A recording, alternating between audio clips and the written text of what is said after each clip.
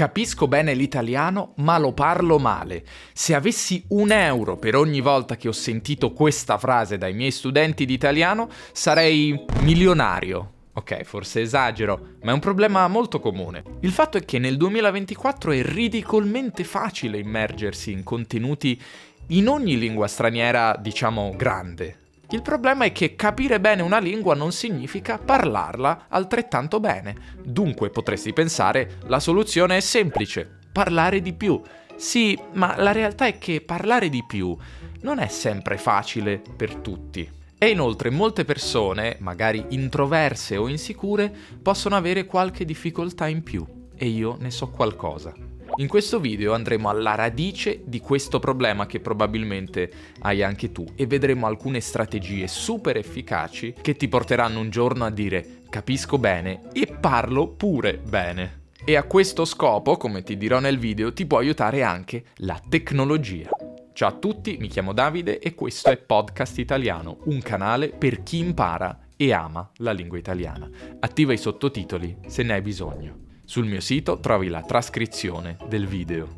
Inoltre ho preparato un PDF gratuito con un riassunto di tutte le strategie di cui parlo in questo video. Puoi scaricarlo al link in descrizione oppure scansionando questo codice QR.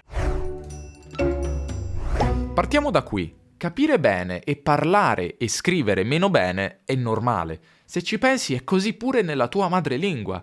Attenzione, non dico che parli male la tua lingua, ma seguimi. Se hai una buona cultura, non avrai grandi problemi a comprendere un romanzo o un saggio, a meno che non sia scritto in maniera complessa o particolare. Tuttavia, questo non significa che tu saresti in grado di scriverlo, quel romanzo o quel saggio. Per fare un altro esempio, ci sono persone che sono molto brave a parlare in pubblico, ma di base è raro possedere questa competenza nella propria madrelingua in maniera innata, perché non è un'attività a cui ci dedichiamo spesso. Alla stessa maniera, se non parliamo mai in una lingua straniera, non svilupperemo mai la competenza di parlare o scrivere bene, non la porteremo mai a un livello alto. L'input, come dico sempre, è necessario, l'output però è fondamentale. Ora, non fraintendermi, la cosa assolutamente più importante secondo me nell'apprendimento delle lingue è e rimane l'input, ascoltare e leggere tanto, tantissimo. Questo è un concetto che nei miei video ripeto alla nausea, sarai stanco o stanca di sentirmelo dire.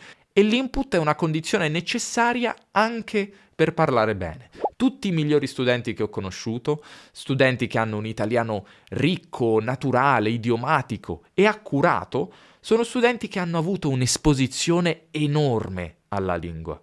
Il problema è che l'input non è una condizione sufficiente per parlare bene, non basta. Infatti conosco molti studenti di italiano che capiscono benissimo quasi tutto ciò che ascoltano o leggono, ma parlano così così.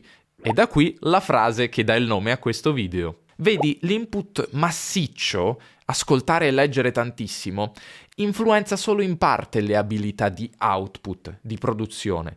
Da un lato sicuramente aiuta. Se ascolti e leggi tanto italiano sicuramente ti sarà capitato, per esempio, che certe parole e costruzioni semplicemente ti vengano in mente, affiorino nella tua coscienza in maniera magica e quasi mistica. Ok, mistica forse è esagerato. E inoltre avrai una maggiore capacità di giudicare se una frase è giusta o naturale. Tuttavia, al momento di parlare, farai sempre un po' di fatica, ci sarà sempre un po' di frizione. In passato ho spesso fatto l'errore di ascoltare moltissimo una lingua straniera, trascurando il parlato. Quello che succede è prevedibilmente che la comprensione migliora tantissimo, ma il parlato non così tanto, e ti rendi conto che quando parli sei lento, hai dubbi, non ti vengono le parole e così via. Mi è successo per esempio con il russo o con il francese, che capisco bene ma parlo piuttosto male. Oggigiorno siamo inondati di contenuti su internet ed è anche per questo che possiamo cadere nella tentazione di passare tutto il nostro tempo ascoltando, e con ascoltare intendo anche guardare per esempio un film, e leggendo. È così facile e immediato, no? basta aprire YouTube, un podcast, Instagram, TikTok. Parlare invece richiede un po' più di proattività, un po' più di organizzazione anche, e per questo lo facciamo di meno, anche se oggi, grazie alla tecnologia, anche questo problema è praticamente stato risolto, e tra poco ti spiego perché. Ma prima voglio parlarti di un concetto che secondo me rende bene l'idea della differenza tra competenze passive e attive e della differenza che è naturale tra le due. È un concetto che ho sentito da un poliglotta molti anni fa e che da allora porto con me e custodisco gelosamente. No, non è vero, ne ho già parlato. Essenzialmente un aspetto chiave sia della comprensione sia della nostra produzione è quante parole sappiamo. Ora, una parola possiamo saperla capire e possiamo saperla usare. Immaginiamo il nostro vocabolario diviso in cerchi. C'è il cerchio di familiarità. Qui abbiamo parole, espressioni, ma potremmo anche parlare di strutture grammaticali che siamo in grado di comprendere quando le incontriamo. Questo cerchio è quello più grande. C'è poi il cerchio di padronanza. Queste sono parole, espressioni, costruzioni che sappiamo produrre, sappiamo usare quando parliamo o scriviamo. Ovviamente è più piccolo dell'altro.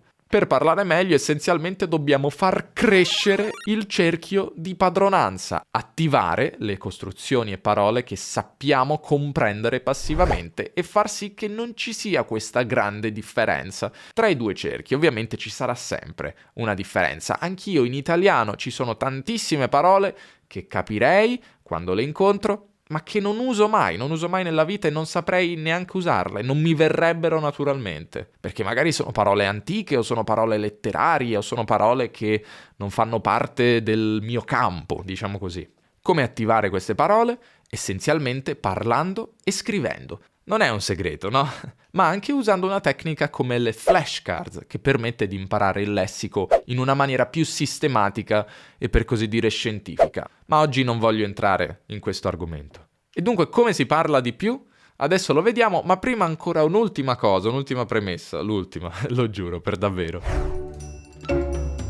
Voglio parlare dell'annoso dibattito di cui discutono i poliglotti dall'alba dei tempi, o vabbè, dall'alba di YouTube forse, più che altro.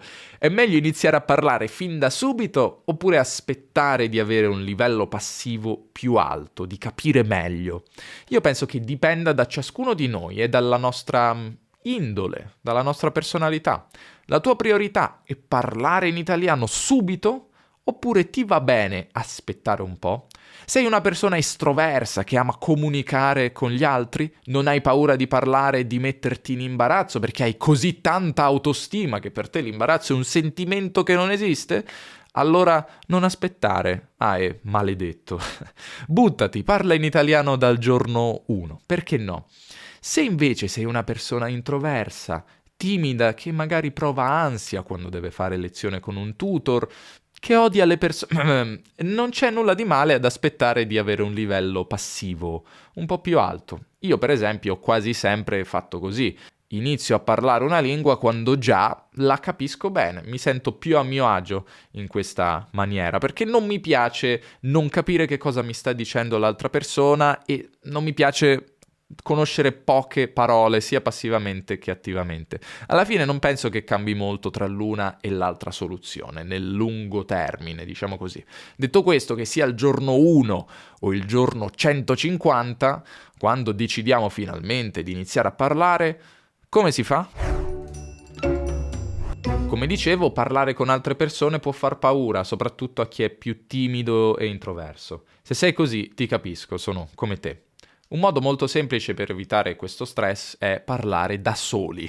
Quella del monologo è una tecnica che praticamente tutti i poliglotti usano. È un modo di fare pratica in tranquillità e senza stress, ma in generale è un modo di abituarsi a pensare nella lingua straniera senza la necessità di avere un madrelingua a portata di mano, ecco. Parlando da soli abbiamo inoltre il tempo di pensare a quello che vogliamo dire, di cercare le parole che ci servono, di andare a controllare online, in generale rendersi conto di cosa sappiamo dire e cosa no, capire quali sono le nostre lacune. Il grande svantaggio della tecnica del monologo è che non c'è un insegnante o tutor che ci può dare il suo feedback immediato, che ci aiuta a correggere i nostri errori e a trovare le parole giuste.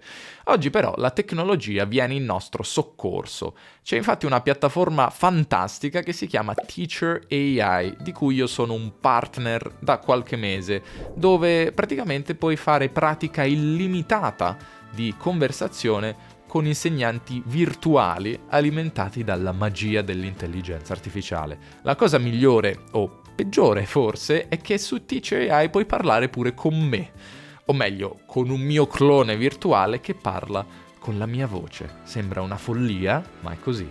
Come puoi aiutarmi con l'italiano? Posso aiutarti in vari modi.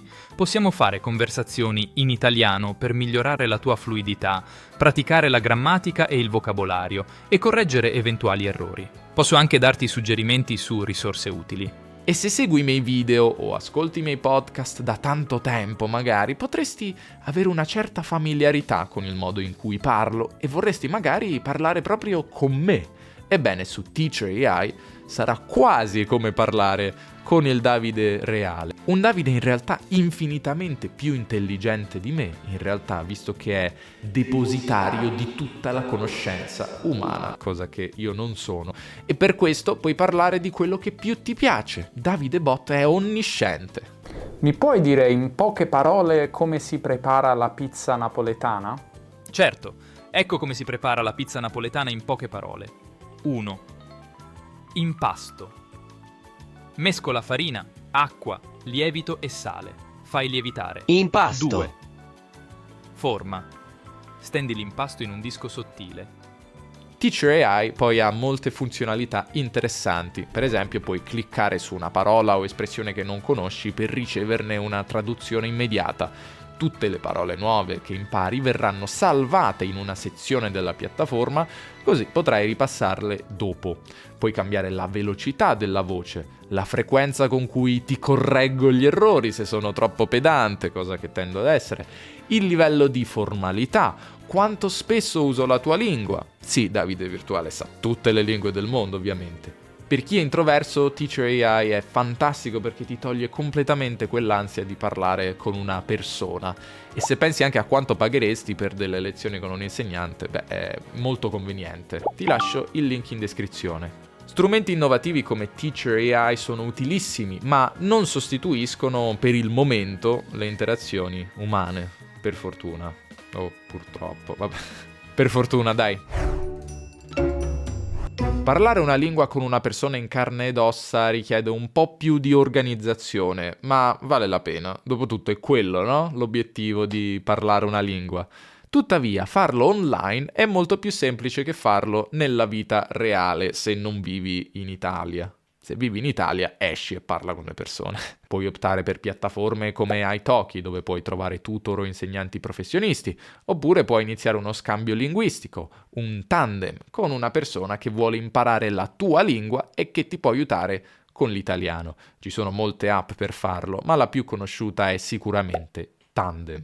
Trovare un partner linguistico adeguato non è sempre facile e ci vuole un po' di pazienza. A volte poi bisogna provare più di una persona, perché non tutti sono compatibili con noi a livello umano, a livello di carattere, anche di serietà con cui prendono lo scambio, ma è un modo più economico per parlare una lingua. L'unica spesa sarà il nostro tempo dedicato a aiutare l'altra persona, e se pensiamo che il tempo è denaro, forse... Vabbè, comunque può essere molto divertente, è un modo anche di conoscere persone, di fare amicizie. Infine possiamo, una volta ogni tanto, uscire pure di casa, pensate un po', e cercare persone nel mondo reale. Internet però ci aiuterà anche in questo. Infatti esistono gruppi Facebook o comunità online di appassionati di una lingua, di gente che vuole parlare quella lingua.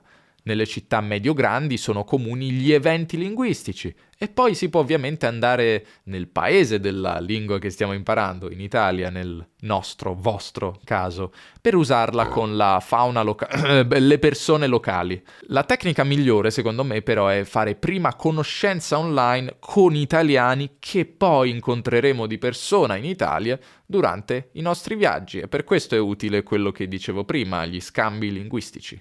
Unire l'apprendimento della lingua e la scoperta culturale e la socializzazione rende secondo me l'esperienza di viaggio molto più appagante rispetto alle tipiche esperienze turistiche, no? Dove magari vai in Italia, non parli con nessun madrelingua se non la guida turistica o tutt'al più il gestore del B&B, e quindi di fatto senti più inglese che italiano. Altrimenti si possono anche cercare delle attività da fare in Italia durante il proprio soggiorno, assicurandosi però che siano in italiano e non inglese o altre lingue, è ovvio, no?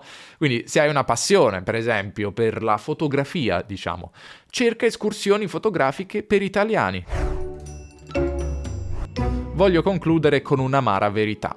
Se devi ancora iniziare a parlare in italiano o a farlo un po' di più, passerai molto tempo sentendoti più o meno stupido o stupida ogni volta che aprirai bocca. Questa è una delle cose meno piacevoli dell'apprendimento delle lingue, forse soprattutto se siamo persone insicure e con traumi irrisolti. Dobbiamo tornare a esprimerci come dei bambini o come degli idioti. E no, le due cose non sono sempre uguali. Ok, questa era cattiva. Per molto tempo sembreremo meno carismatici, meno divertenti, meno arguti e questa è la triste verità. Bisogna accettarla anche a tal punto da sviluppare l'abilità di parlare in maniera semplice e farlo intenzionalmente. L'abilità di parafrasare, di sapere esprimere concetti in maniera elementare, sapendo anche evitare tatticamente le difficoltà che la lingua ci pone o le parole che non conosciamo, le cose che non sappiamo dire bene, è un'abilità molto importante. L'altra triste verità è che probabilmente non parlerai mai tanto bene in italiano come nella tua lingua madre, soprattutto se non vivi in Italia e in italiano. Questo non significa che non potrai raggiungere livelli altissimi direttamente da casa tua. Conosco vari studenti che ce l'hanno fatta. Ma parlare come un madrelingua è praticamente impossibile.